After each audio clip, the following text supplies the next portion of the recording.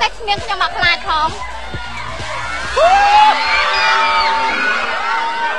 អេដល់ស្ងៀមសិនមក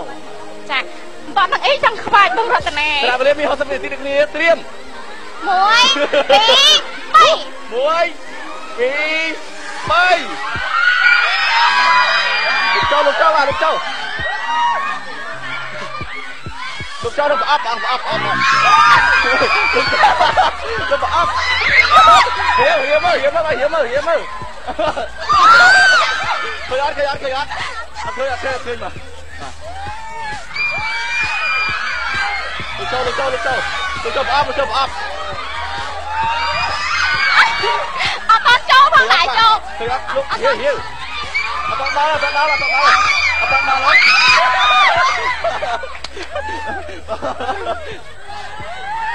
បាទលឿនអីគេដល់គេហ្នឹងអីគេអត់ដល់ទេហៀឃើញប្រអប់ឃើញព្រៀមអត់ឃើញបាទ